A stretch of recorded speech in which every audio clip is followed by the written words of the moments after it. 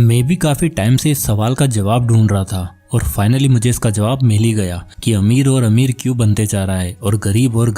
Well, इसका answer black money नहीं है तो फिर क्या है? अगर आपको भी इसका जवाब जानना है तो इस वीडियो को बड़े ध्यान से देखिएगा, क्योंकि इस वीडियो को देखने के बाद आपको पता चल जाएगा कि ऐसी क्या चीजें हैं जो अमीर लोग करते हैं और गरीब लोग नहीं। So let's begin.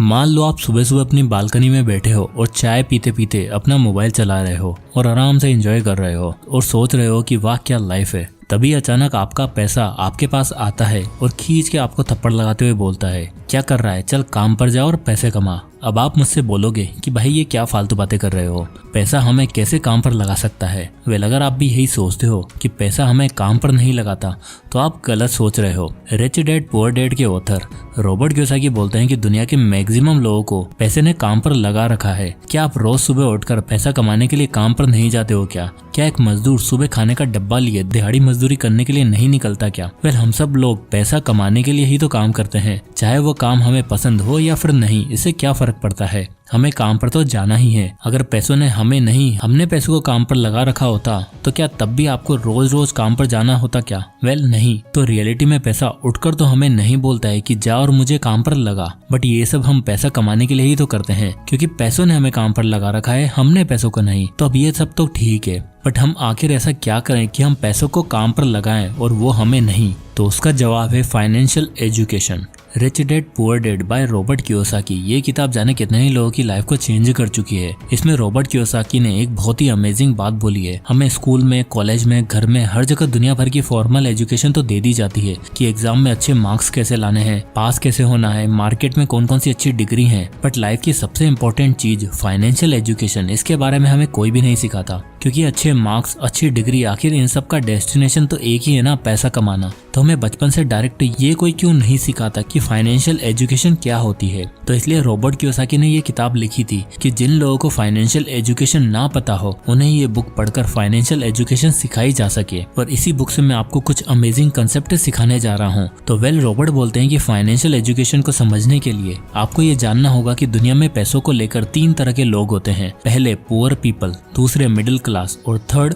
Rich people. अब ये तीनों तरह के लोग अपने कैश फ्लो के कारण ही इसी कैटेगरी में आते हैं। अब कोई इंसान गरीब या मिडिल क्लास क्यों होता है उसे इस चार्ट से समझते हैं। अब सबसे पहले आता है पुअर पीपल। इस कैटेगरी के लोग काफी मेहनत करते हैं और बड़ी मुश्किल से पैसा कमाते हैं। तो इस चार्ट में आप देख सकते हो कि इनकी जो भी इनकम होती है वो सारी इनकम इनके रेंट में और खाने पीने में निकल जाती है। तो इनके पास कोई भी पैसा नहीं बचता और ऐसे लोग ना तो कोई एसेट क्रिएट कर सकते हैं और ना ही कहीं पर इन्वेस्ट कर सकते हैं, क्योंकि मंथ एंड तक इनके खर्चे मैनेज हो जाए वही बड़ी बात है। इनकी इनकम इतनी जरा सी होती है कि ये बड़ी मुश्किल से खर्चा निकाल पाते हैं। इसलिए इस कैटेगरी के लोग अपने इस तरह के कैश फ्लो के कारण ही गरीब रहते हैं। दूसरे मिडिल क्लास। दुनिया के सबसे ज्यादा लोग इसी कैटेगरी में आएंगे। अब इस चार्ट से इनके कैश फ्लो को समझते हैं। इनकी इनकम पुअर कैटेगरी के लोगों से थोड़ी ज्यादा होती है। तो सबसे पहले तो इनकी जो इनकम होती है उससे ये अपने खर्चे चला लेते हैं, फिर उसके बाद ये अपने बाकी के खर्चे करते हैं, जैसे लोन पर ली हुई कार की EMI देना, अगर होम लोन ले रखा हो तो होम लोन की किस्तें पे करना। और जब इनके पास कुछ पैसा बचता है तो ये लोग FD में अपना पैसा सेव करके रख देते हैं। ये लोग पुअर कैटेगरी से तो ठीक है, बट ये लाइफ टाइम मिडिल क्लास में ही रह जाते हैं, क्योंकि इन्होंने अपने ऊपर लाइबिलिटीज ही इतनी ले रखी होती है, जैसे दुनिया भर के लोन ले लेना, जिससे इनकी मेजर इनकम इनकी लोन की किस्तें भरने में निकल जाती है और लाइफ टाइम ये पैसों को लेकर स्ट्रगल करते रहते हैं। अब आते हैं थर्ड रिच पीपल। ये लोग जो भी कमाते हैं उन पैसों को काम पर लगाते हैं और उस पर मिले रिटर्न पर ये लोग अपने खर्चे चलाते हैं। ये सबसे स्मार्ट तरह के लोग होते हैं, क्योंकि इनके ऊपर कोई भी लाइबिलिटीज नहीं होती और लाइबिलिटीज ना होने के कारण ये अपने पैसों को काम पर लगाते हैं, यानी कि इन्वेस्ट करते हैं, जिससे कि इनका पैसा अपने आप ग्रो होता रहता है और इन्हें रोज रोज सुबह उठकर ये सोचने की जरूरत नहीं पड़ती कि आज पैसा कैसे कमाएंगे, और बहुत ही आराम की जिंदगी जीते हैं। तो हमने तीनों कैटेगरी के लोगों को देख लिया है कि उनके कैश फ्लो के कारण वो किस तरह अपने पैसों को मैनेज करते हैं। अब हम ये जान लेते हैं कि जो अमीर लोग हैं वो अमीर और कैसे होते चले जाते हैं। तो उसके लिए सबसे पहला पॉइंट आता है they know how many works, यानी कि जो अमीर लोग हैं वो जानते हैं कि पैसा काम कैसे करता है। ऑथर रॉबर्ट कियोसाकी बोलते हैं कि one reason why rich entrepreneurs are getting richer is because they have extremely high financial आईक्यूज।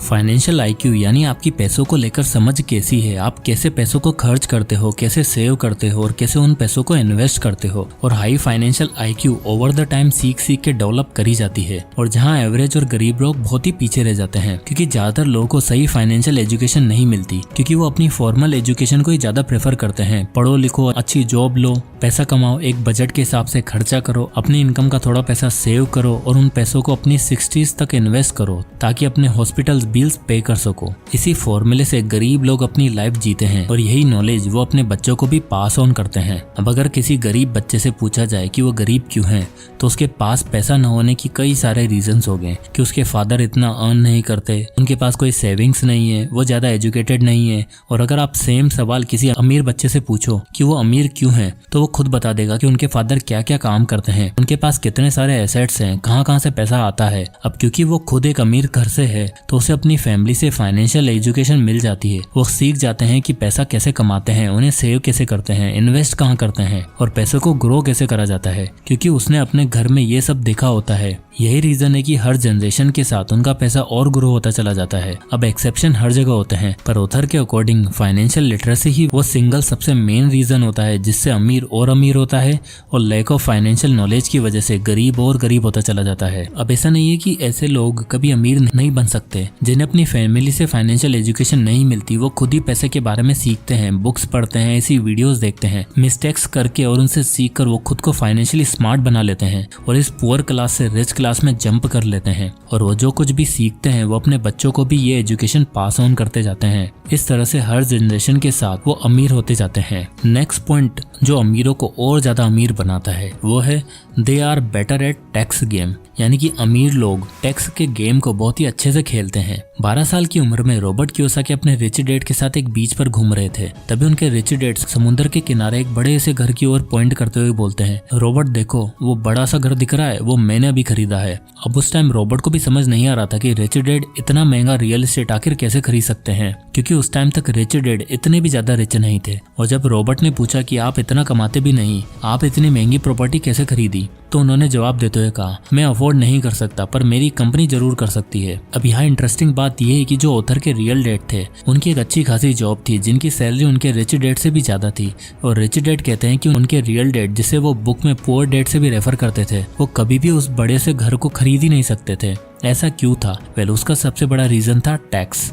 Author इस बुक में हमें मेनली 3 तरह के इनकम के बारे में बताते हैं। पहली होती है ऑर्डिनरी इनकम, और ये होती है आपकी कमाई हुई इनकम, जहां आप जो भी जॉब करते हो या फिर आप सेल्फ एम्प्लॉयड हो, अपना खुद का कोई काम करते हो। और दूसरी होती है पोर्टफोलियो इनकम, जहां आपको अपने इन्वेस्ट करे हुए पैसों से रिटर्न मिलता है। और तीसरी होती है पैसिव इनकम। ये वो इनकम है जहां आपको कोई भी काम नहीं करना पड़ता, जैसे आपकी कोई प्रॉपर्टी है उससे आपको रेंट मिलता रहता है, वो आपकी पैसिव इनकम है। रॉबर्ट के अकॉर्डिंग कोई भी ऑर्डिनरी इनकम से अमीर नहीं बन सकता, क्योंकि सबसे ज्यादा टैक्स आपको वहीं पे करना होता है। अगर आपको अमीर बनना है तो आपको बाकी के दोनों इनकम स्ट्रीम से बिल्ड करने पर फोकस करना चाहिए। फॉर एग्जांपल, ऑथर के पुअर डैड एक जॉब करते थे जहां से उन्हें सैलरी मिलती थी, जो कि ऑर्डिनरी इनकम के फॉर्म में उन्हें रिसीव होती थी, जहां वो अपनी इनकम का मेजर पार्ट टैक्स में दे देते थे। वहीं ऑथर के रिच डैड बिजनेस और कई एसेट्स को ओन करते थे, जहां से उन्हें पोर्टफोलियो और पैसिव इनकम मिलती है, जहां उन्हें कम से कम टैक्स देना होता है। ऑथर बताते हैं कि जब आप एक ऐसा एसेट बिल्ड कर लेते हो जिससे एक पॉजिटिव कैश फ्लो जनरेट हो जाता है, अब आपको उस एसेट का यूज करके एक और एसेट बिल्ड करना है जो उस कैश फ्लो को और ज्यादा स्ट्रॉन्ग कर देगा। नाउ अपने दोनों एसेट्स का यूज करके एक तीसरा एसेट बिल्ड करो जो आपके कैश फ्लो को और भी ज्यादा बढ़ा देगा। इस तरह पैसों को कंपाउंड करने की जगह सबसे पहले एसेट्स को कंपाउंड करने पर फोकस करो। अब इसका सबसे बड़ा फायदा जो ऑथर बताते हैं वो ये है कि एसेट से जो कैश फ्लो जनरेट होता है आप उसी का यूज करके डायरेक्टली और एसेट्स को बाय कर सकते हो। रिच डैड अपनी कंपनी का यूज करके ग्रोस इनकम से एसेट बाय कर सकते थे, जिसके बाद उन्हें अपनी बची हुई नेट इनकम पे टैक्स पे करना पड़ता था। वहीं ऑथर के जो पुअर डैड थे वो पहले अपनी सैलरी से टैक्स भरते थे, यानी अपनी ग्रोस इनकम से टैक्स भरते थे, उसके बाद जो बचता था वो उसे स्पेंड करते थे, यानी अपनी नेट इनकम से एसेट बाय करते थे, जो कि आज ज्यादातर लोग करते हैं। इसका रीजन कियोसाकी बताते हैं कि क्योंकि रिच लोग ज्यादातर बिजनेस ओनर और इन्वेस्टर होते हैं, उन्हें कई सारे टैक्स ब्रेक मिलते हैं, क्योंकि अमीर लोगों की वजह से ही कहीं ना कहीं देश की इकोनॉमी चलती है। इन अमीर लोगों के बिजनेस से ही नई जॉब्स क्रिएट होती है, प्रोडक्ट्स क्रिएट होते हैं, कंज्यूमर्स बढ़ते हैं, और इन सभी चीजों को प्रमोट करने के लिए गवर्नमेंट भी उन्हें कई सारे टैक्स बेनिफिट्स देती है। अब ये सुनने में तो बहुत अनफेयर लगता है, बट यही दुनिया की रियलिटी है, जहाँ जिसके पास ज़्यादा पैसा है वो कम पे टैक्स कर रहा है और जिस पे कम पैसा है वो अपनी जेब काट काट कर गवर्नमेंट को पैसे दे रहा है। इसलिए ऑथर कहते हैं आपको अपनी एक ऐसी इनकम स्ट्रीम क्रिएट करनी चाहिए जहाँ आपको कम से कम टैक्स पे करना पड़े। तो दोस्तों यही कुछ कारण होते हैं जिनके कारण अमीर और गरीब बनता चला जाता है, क्योंकि अमीर लोगों के पास फाइनेंशियल एजुकेशन होती है जिसका इस्तेमाल करके वो अमीर होते जाते हैं, जबकि एक नॉर्मल इंसान इसके बारे में कुछ जानता ही नहीं है, इसलिए वो हमेशा पैसों की किल्लत से परेशान रहता है। इसलिए फॉर्मल एजुकेशन के साथ साथ हमें फाइनेंशियल एजुकेशन को भी समझना बहुत जरूरी है।